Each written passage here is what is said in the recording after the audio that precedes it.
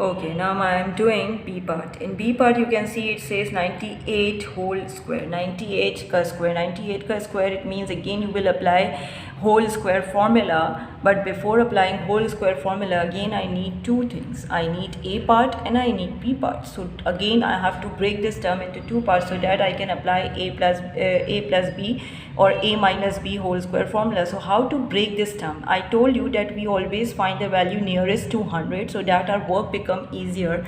Now I can break it into two ways. I can break it into 90 plus 8.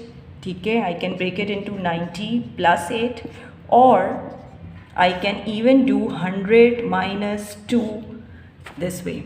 Both gives me the same answer, that is 98. I can break 90 plus 8 as well. I can break 100 minus 2 as well. But as you have seen in A part that we have to find the value. So it is very difficult to find out 90 square and then 8 square. So simply why I do not do 100 minus 2. So the squaring becomes very easy. Calculation becomes very easy. So I will go for the breaking which gives me less rough work, column work, okay, which I can easily solve without calculator. 100 minus 2. I have no issues, you can do with 90 plus 8, but that will give you much working because you don't have calculators. You have to keep that in mind.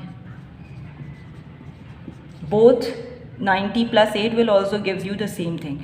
Now formula, which formula I will apply? I will apply, yes, whole square formula, but now with minus sign, because I can see that minus sign is given over here. So I will apply A minus B whole square formula, A square minus 2AB plus B square. If you are breaking in 90 plus 8, then also you will get the same answer, but you will apply then plus formula because then it will have plus sign in the middle. Okay, now A minus B a whole square, it means I will write 100 minus 2 over here is equals to, first term 100 I have, minus 2 is the formula. A I will have 100 in place of B, 2 is given to me, then second term square which is 2.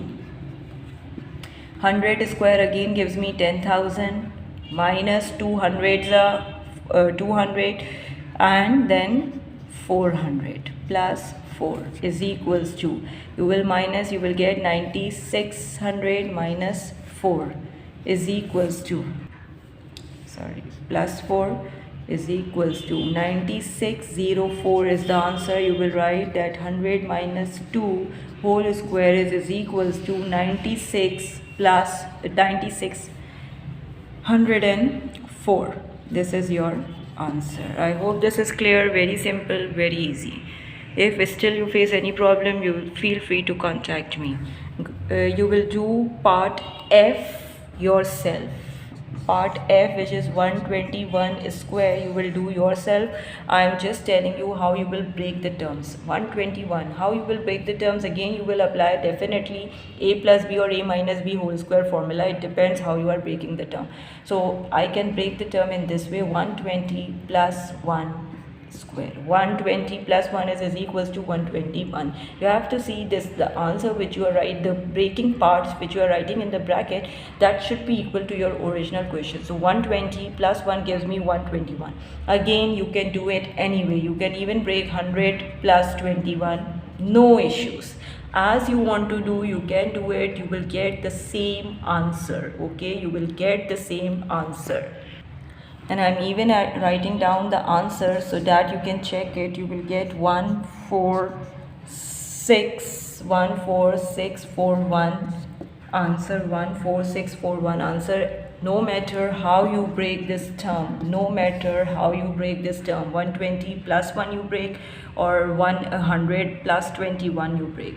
In both the cases, you will apply A plus B whole square formula. F part you will do yourself. I'm not doing it. Okay, so your homework is A, B and F part. You will do it yourself. A, B and F part, you will do it yourself.